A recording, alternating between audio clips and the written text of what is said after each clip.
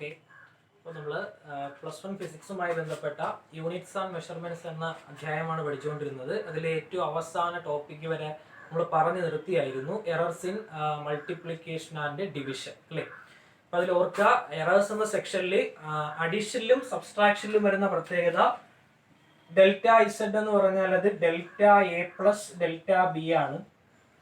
ഇനി മൾട്ടിപ്ലിക്കേഷനിലും ഡിവിഷനിലും വരുന്ന case delta Z by Z എന്ന് പറഞ്ഞാൽ അത് delta A by A plus delta B by B ആണ്.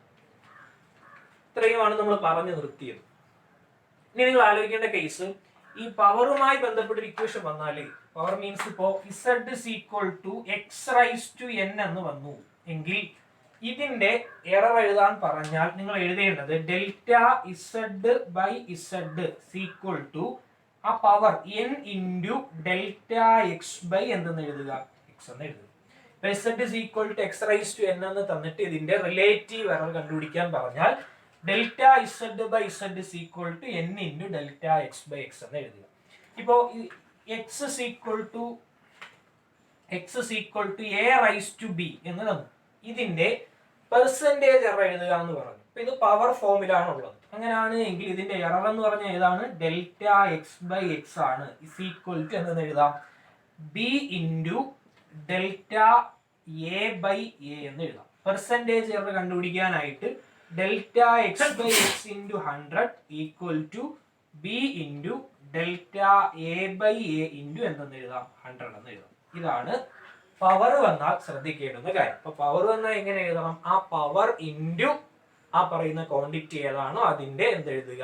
ആ റിലേറ്റീവ് എറർ എഴുതുക. ഇത്രയും കാര്യം കൂടെ പഠിക്കുക. അപ്പൊ ഇതാണ് error in addition, subtraction, multiplication, division, അതുപോലെ തന്നെ എന്ത് പവർ വരുന്ന കേസ്. ഇനി ഇതുമായി പരീക്ഷയ്ക്ക് മുൻകാലങ്ങളിൽ ചോദിച്ചിട്ടുള്ള ചോദ്യങ്ങളാണ് ഞാൻ ബോർഡിൽ എഴുതിയിട്ടുള്ളത്. നമ്മൾ ഓരോ വീഡിയോയിലൂടെ 5-6 ചോദ്യം വെച്ച് നോക്കും. അപ്പോൾ പ്രോബ്ലംസ് ഓഫ് എറേഴ്സ് എന്ന സെക്ഷനുമായി ബന്ധപ്പെട്ട് പരീക്ഷയ്ക്ക് ചോദിച്ചിട്ടുള്ള ചോദ്യങ്ങൾ. ആദ്യ ചോദ്യം വായിക്കാം. കാൽക്കുലേറ്റ്, ഫസ്റ്റ് ചോദ്യം, calculate the percentage error in centripetal force. Calculate percentage error in centripetal force. Centripetal ഫോഴ്സിൽ ഉണ്ടാകുന്ന എന്ത് കണ്ടുപിടിക്കുക? പെർസെന്റേജ് എറർ കണ്ടുപിടിക്കുക. എപ്പോഴും ഒരു എറർ എഴുതണമെങ്കിൽ അതുമായി ബന്ധപ്പെട്ട് വരുന്ന ഒരു സമവാക്യം അറിഞ്ഞിരിക്കണം. സെൻട്രിപെറ്റൽ ഫോഴ്സ് അല്ലേ? സെൻട്രിപെറ്റൽ ഫോഴ്സ് എന്ന് പറഞ്ഞാൽ f is equal to m v square by r അല്ലേ? അപ്പൊ ഈ പറയുന്ന ഫോഴ്സിൽ എന്ത് എഴുതുക? പെർസെന്റേജ് എറർ എഴുതുക.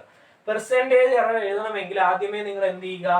റിലേറ്റീവ് എറർ എഴുതുക. ഇതിന്റെ റിലേറ്റീവ് എറർ എങ്ങനെ എഴുതും? Delta F by R F equal to മാസിലെ റിലേറ്റീവ് എറർ ആരാ? അത് ഡെൽറ്റ എം ബൈ ആരാണ്? എം ആണ്. ഇൻറ്റു മൾട്ടിപ്ലിക്കേഷൻ വന്നാൽ എന്താ കൊടുക്കാനുള്ളത്? മൾട്ടിപ്ലിക്കേഷനിലും ഡിവിഷനിലും എന്തേ വരത്തുള്ളൂ? ആ പ്ലസ് സൈനേ വരത്തുള്ളൂ. അപ്പൊ plus V square. V square means power രൂപത്തിലല്ലേ? അപ്പൊ 2 ഇൻറ്റു എന്തെന്ന് എഴുതുക? 2 into delta V by B എന്ന് എഴുതുക. ന്യൂമറേറ്ററിൽ എന്ത് എഴുതി? ആ റിലേറ്റീവ് എറർ എഴുതി. ഇനി എന്ത് ചെയ്യുക? ഡിനോമിനേറ്റർ എഴുതുന്നതിന് പകരം നോക്കിക്കേ, ഡിവിഷനിലും മൾട്ടിപ്ലിക്കേഷനിലും പ്ലസ് ഇൻറ്റു വന്നാലും ഹരണം വന്നാലും എന്താ കൊടുക്കാനുള്ളത്? പ്ലസ് ആണ് കൊടുക്കാനുള്ളത്. അപ്പൊ ഡിവിഷന് പകരം എന്ത് എഴുതുക? പ്ലസ് എഴുതുക. പ്ലസ് ആറിന്റെ റിലേറ്റീവ് എറർ എഴുതുക. ആറിന്റെ relative error delta R by ആരാണ്? ഓക്കെ, റിലേറ്റീവ് എററിന്റെ കേസ് എഴുതി. ഇനി ഇതിന്റെ പെർസെന്റേജ് എറർ ആണ് കണ്ടുപിടിക്കാനുള്ളതെങ്കിൽ എന്ത് ചെയ്താൽ മതി? 100 കൊണ്ട് ഗുണിച്ചാൽ മതി. അപ്പൊ delta F by f into 100 equal to delta M by m into 100 plus 2 into delta B by v into എത്ര? 100 plus delta R by R into എത്ര? 100. ഇതാണ് സെൻട്രിപെറ്റൽ ഫോഴ്സിൽ എന്ത് എറർ എന്ന് പറഞ്ഞാല്? ആ പെർസെന്റേജ് എറർ. ഇതാണ് പെർസെന്റേജ് എറർ. ഇത് എന്ത് എററാണ്? റിലേറ്റീവ് എററാണ്. ഇത് ഫോഴ്സ് ആണ്. സെൻട്രിപെറ്റൽ ഫോഴ്സിന്റെ എന്ത് എഴുതി? പെർസെന്റേജ് എറർ എഴുതി. ഇപ്പൊ ഏതൊരു സമവാക്യം തന്നിട്ടും ആ സമവാക്യത്തിലെ പെർസെന്റേജ് എറർ എഴുതാൻ പറഞ്ഞാൽ ഫൈനലി അത് 100 കൊണ്ട് മൾട്ടിപ്ലൈ ചെയ്യേണ്ടി വരും. അതിന് മുന്നേ ഉള്ള സ്റ്റെപ്പ് ഇതുപോലെ എഴുതുക എന്ന് എന്ത് ചെയ്യുക? പഠിച്ചു. ഇവിടെ എങ്ങനെയാ എഴുതിയത്? F is equal to m v square by r ആണ് സെൻട്രിപെറ്റൽ ഫോഴ്സിന്റെ സമവാക്യം. അപ്പൊ എന്ത് ചെയ്യുക? ഡെൽറ്റ എഫ് ബൈ എഫ് ആണ് ഇവിടത്തെ റിലേറ്റീവ് എറർ. ഇനി ഓരോ ടേമിന്റെ എന്ത് എഴുതുക? റിലേറ്റീവ് എറർ എഴുതുക. ശ്രദ്ധിക്കാനുള്ളത്, മൾട്ടിപ്ലിക്കേഷനോ ഡിവിഷനോ വന്നാൽ അവിടെ എന്ത് കൊടുത്താൽ മതി? പ്ലസ് സൈൻ കൊടുത്താൽ മതി. പവർ വന്നാൽ ആ പവർ ഇൻറ്റു അതെന്ന് എഴുതുകയും വേണം. ഈ രണ്ട് കാര്യങ്ങൾ മാത്രമാണ് ഇങ്ങനെ വരുന്ന ചോദ്യങ്ങളിൽ നിങ്ങൾ എന്ത് ചെയ്യാനുള്ളത്, ശ്രദ്ധിക്കാനുള്ളത്. അപ്പോൾ ഒരു ചോദ്യം പഠിച്ചു, calculate the percentage error in centripetal force. രണ്ടാമത്തെ ചോദ്യം നോക്കുക. രണ്ടാമത്തെ ചോദ്യം ഇതാണ്, the percentage error in radius of a sphere is 2%. Calculate percentage error in area of the sphere. അതായത് സ്പിയറിന്റെ റേഡിയസിന്റെ പെർസെന്റേജ് എറർ 2% എന്ന് തന്നിട്ടുണ്ട്. നിങ്ങൾ കണ്ടുപിടിക്കാനുള്ളത് ആ സ്പിയറിന്റെ ഏരിയയുടെ പെർസെന്റേജ് എറർ എത്രയാണെന്ന് കണ്ടുപിടിക്കുക. അപ്പോൾ ചോദ്യത്തിൽ തന്നിരിക്കുന്ന ക്ലൂ എന്ന് പറഞ്ഞാൽ റേഡിയസിന്റെ പെർസെന്റേജ് എറർ ആണ് delta R by R into 100. അതാണ് എത്ര എന്ന് തന്നിരിക്കുന്നത്, 2% എന്ന് തന്നിരിക്കുന്നത്. കണ്ടുപിടിക്കാനുള്ളത് ഏരിയയുടെ പെർസെന്റേജ് എറർ ആണ്. അപ്പൊ സ്പിയറിന്റെ ഏരിയ കണ്ടുപിടിക്കാനുള്ള ഇക്വേഷൻ 4πr² ആണ്. ഈ ഏരിയയുടെ പെർസെന്റേജ് എറർ എഴുതുക. അപ്പൊ ഇവിടുത്തെ പെർസെന്റേജ് എറർ പറഞ്ഞേ delta A by A into 100 equal to r². ഈ 4നും പൈക്കൊന്നും എറർ എഴുതത്തില്ല. r². പവർ വന്ന എന്ത് ചെയ്യണം, 2 ഇൻറ്റു എന്തെന്ന് എഴുതണം, delta R by R into എന്തെന്ന് എഴുതി 100 എന്ന് എഴുതി. നോക്കിക്കേ, delta R by R into 100 റേഡിയസിന്റെ പെർസെന്റേജ് ആണ്. റേഡിയസിന്റെ പെർസെന്റേജ് ചോദിച്ചു തന്നിട്ടുണ്ട്, 2% ആണ്, 2%. അപ്പൊ എങ്ങനെ എഴുതാം, 2 ഇൻറ്റു 2% എന്ന് എഴുതാം. 2 ഇൻറ്റു 2% എന്ന് പറഞ്ഞാൽ അത് 4% ആണ്. നോക്കിക്കേ, റേഡിയസിന്റെ പെർസെന്റേജ് 2 ആയാൽ ഏരിയയുടെ പെർസെന്റേജ് എത്രയായിരിക്കും, 4 ആയിരിക്കും. എങ്ങനെയാ ചെയ്തത്, ഏരിയയുടെ ഇക്വേഷൻ എഴുതുക. ഇക്വേഷൻ എഴുതിയതിനു ശേഷം എന്ത് ചെയ്യുക, പെർസെന്റേജ് എററിലേക്ക് മാറ്റുക. അപ്പൊ നോക്കുക, ഇതേ ചോദ്യം തന്നെ വോളിയത്തിന്റെ പെർസെന്റേജ് എറർ ആണ് ചോദിച്ചത്. അപ്പൊ സ്പിയറിന്റെ വോളിയത്തിന്റെ ഇക്വേഷൻ ആണ് നിങ്ങൾ എഴുതാനുള്ളത്. വോളിയത്തിന്റെ equation V is equal to എന്താണ് ഇക്വേഷൻ, 4/3 πr³ ആണ് ഇക്വേഷൻ. ഡൗട്ടില്ല. വോളിയത്തിന്റെ പെർസെന്റേജ് എറർ എങ്ങനെ എഴുതും, delta V by V into 100 equal to r³ r³ എങ്ങനെ എഴുതണം, 3 into delta R by R into എത്രന്ന് എഴുതണം, 100 എന്ന് എഴുതണം. ചോദ്യത്തിൽ തന്നിട്ടുണ്ട് റേഡിയസിന്റെ പെർസെന്റേജ് എറർ 2 ആണ്. അപ്പൊ 3 ഇൻറ്റു 2 എത്ര, 6%. ഇങ്ങനെയാണ് ചെയ്യണത്. രണ്ടാമത്തെ ചോദ്യം ചെയ്തു, റേഡിയസിന്റെ പെർസെന്റേജ് എറർ തന്നിരുന്നാൽ വോളിയത്തിന്റെയും ഏരിയയുടെയും പെർസെന്റേജ് എറർ എങ്ങനെ കണ്ടുപിടിക്കാൻ പറ്റും. ചോദ്യം number 3, P is equal to a³ b² divided by √c into d എന്ന് തന്നിട്ടുണ്ട്. കൂടാതെ if percentage error in A is 1%, B is 3%, C is 4%, D is 2%, calculate percentage error in P. അതായത് P എന്ന് പറയുന്ന ഒരു സമവാക്യം തന്നിട്ടുണ്ട്. ആ സമവാക്യത്തിലെ ഓരോ ടേമിന്റെയും എന്ത് തന്നിട്ടുണ്ട്, പെർസെന്റേജ് എറർ തന്നിട്ടുണ്ട് അല്ലെ. ഇപ്പൊ എയിലെ പെർസെന്റേജ് എറർ അത് 1 ആണ്, ബിയിലെ പെർസെന്റേജ് എറർ അത് 3 ആണ്, സിയിലെ പെർസെന്റേജ് എറർ 4 ആണ്, ഡിയിലെ പെർസെന്റേജ് എറർ അത് 2 ആണ്. കണ്ടുപിടിക്കാനുള്ളത് പി എന്ന ടേമിലെ പെർസെന്റേജ് എറർ ആണ്. നമുക്ക് ചോദ്യത്തിൽ തന്നിരിക്കുന്ന ഓരോന്നായിട്ട് എഴുതാം. എയുടെ percentage error means delta A by A into 100 അതാണ് 1%. അതുപോലെ ബിയുടെ percentage error delta B by b into 100 അത് എത്രയാണ് തന്നിട്ടുണ്ട്, 3% എന്ന് തന്നിട്ടുണ്ട്. അതുപോലെ delta c by c into 100 4%. അതുപോലെ delta d by d into 100 equal to 2%. ഇത് ക്വസ്റ്റ്യനിൽ നിന്ന് നമുക്ക് മനസ്സിലായ കാര്യമാണ്.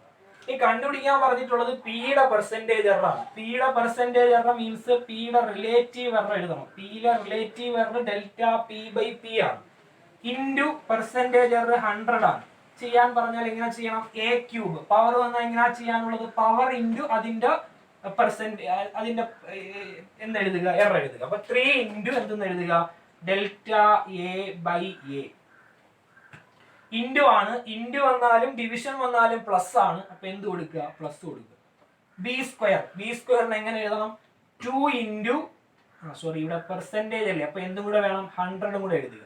ഓക്കെ, പ്ലസ് പറഞ്ഞേ b² means 2 into delta B by b into എത്ര, 100.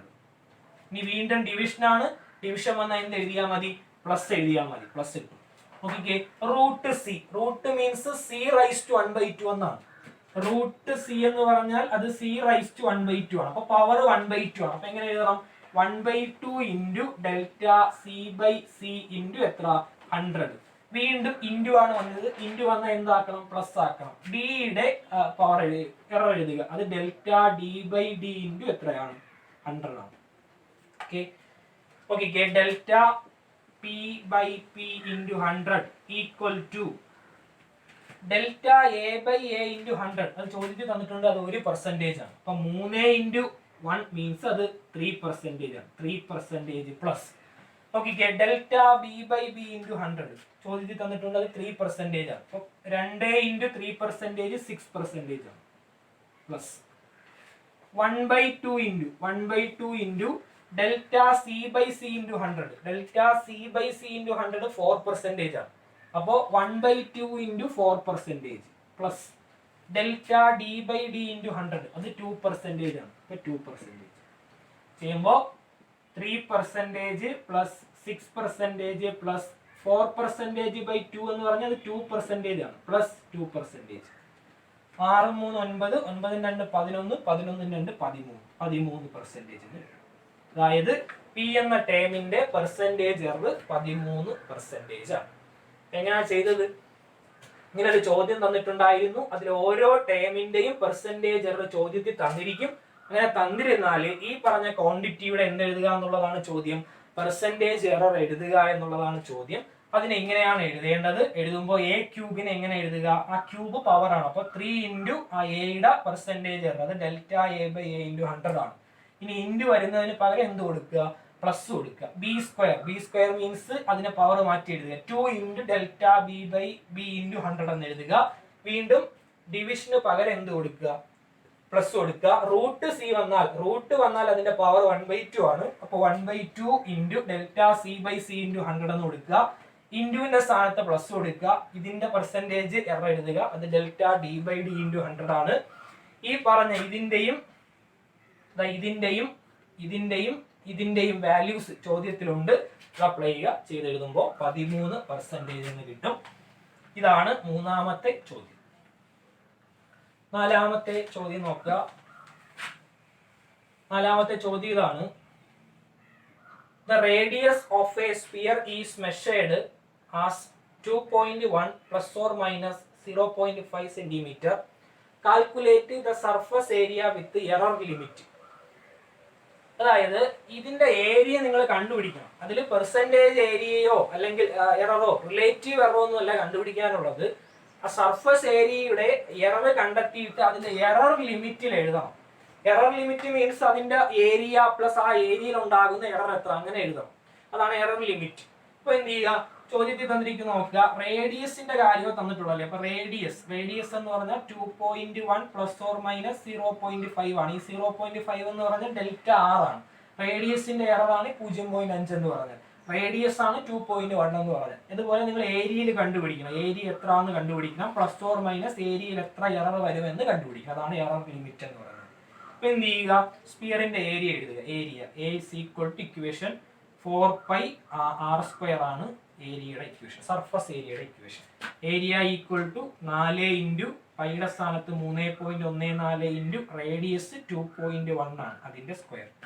ചെയ്തെഴുതുമ്പോൾ ആൻസർ 55. ടെക്സ്റ്റ് ബുക്കിൽ 55.38 സെന്റിമീറ്റർ സ്ക്വയർ എന്ന് കിട്ടും. അപ്പൊ ഏരിയ മാത്രമേ ആയുള്ളൂ. ഏരിയയിലൂടെ എറർ കണ്ടുപിടിക്കണം അല്ലേ. അപ്പൊ ഇതിന്റെ എറർ എഴുതുക. ഇതിന്റെ റിലേറ്റീവ് എറർ പറഞ്ഞു തന്നെ ഡെൽറ്റ എ ബൈ എ എന്ന് പറഞ്ഞാൽ എന്താണ്?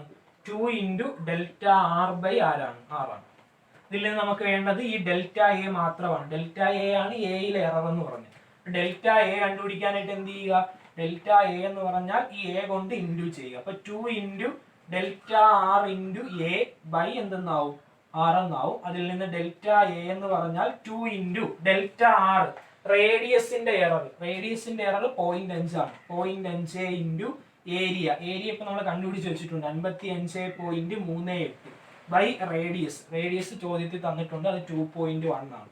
ചെയ്യുമ്പോൾ ഡെൽറ്റ എ കിട്ടും. കിട്ടുന്ന ഡെൽറ്റ എയുടെ വാല്യൂ 26.36 എന്നാണ്. അപ്പൊ ഏരിയ കിട്ടി. ഏരിയ 55.38 ആണ്. ഏരിയയിലെ എറർ 26.36 ആണ്. ആ എറർ ലിമിറ്റ് ആക്കി എഴുതിയാൽ ഏരിയ എന്ന് പറഞ്ഞാൽ 55.38 പ്ലസ് ഓർ മൈനസ് 26.36 36 എന്ന് എഴുതാം. ഇതാണ് ഏരിയയുടെ എറർ ലിമിറ്റ്. ഇതാണ് ഏരിയ. ഏരിയയിൽ ഉണ്ടാകുന്ന എറർ ആണ് ഈ പറഞ്ഞ 26.36. ഇത് വേറൊരു ടൈപ്പാണ്, വേറൊരു മോഡലാണ്. അപ്പൊ ഇങ്ങനെ വരുന്ന ചോദ്യങ്ങൾ കൂടെ എന്ത് ചെയ്യുക, ചെയ്യാൻ പഠിക്കുക. ഇതെന്ത് ചെയ്യുക, ഒന്നും കൂടെ വീഡിയോ കണ്ടു നോക്കി എന്ത് ചെയ്യുക, ചെയ്യുക. ലാസ്റ്റ് ചോദ്യം, അഞ്ചാമത്തെ ചോദ്യം ഇതാണ്. If the displacement of A body is 200 plus or minus 5 meter and time t is equal to 20 plus or minus 0.2 second. Find percentage error in velocity. അതായത് ഡിസ്പ്ലേസ്മെന്റിന്റെ കാര്യം തന്നിട്ടുണ്ട്, ടൈമിന്റെ കാര്യം തന്നിട്ടുണ്ട്, വെലോസിറ്റിയുടെ പെർസെന്റേജ് എറർ ആണ് കണ്ടുപിടിക്കുക അല്ലേ. അപ്പൊ വെലോസിറ്റിയുടെ ഇക്വേഷൻ എഴുതുക. വെലോസിറ്റി ഡിസ്റ്റൻസ് ബൈ ടൈം ആണ്. ഇതിന്റെ പെർസെന്റേജ് എറർ എങ്ങനെ എഴുതുന്നത്? Delta V by v into 100 equal to s. ഞാൻ എഴുതും delta s by s into 100. Division ഇല്ല, ഡിവിഷന് പകരം ഇവിടെ എന്താ ഉപയോഗിക്കേണ്ടത്? എററിന്റെ കൺസെപ്റ്റിൽ പ്ലസ് കൊടുക്കുക. പ്ലസ് ടൈമിന്റെ അവിടെ എന്തെന്ന് എഴുതും? Delta t by t into എന്തെന്ന് എഴുതും? 100 എന്ന് എഴുതും.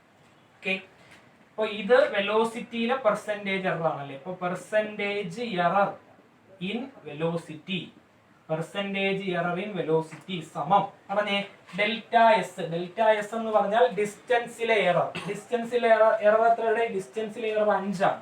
5 ഡിവൈഡഡ് ബൈ എസ് ഡിസ്റ്റൻസ്. എത്ര ഡിസ്റ്റൻസ് ആ സഞ്ചരിച്ചത്? 200. 5/200 into 100 plus delta T. Delta T എന്ന് പറഞ്ഞാൽ സമയത്തിലെ എറർ. സമയത്തിന്റെ എറർ എത്രയാ? 0.2 ബൈ ടൈം. ടൈം എത്രയാ?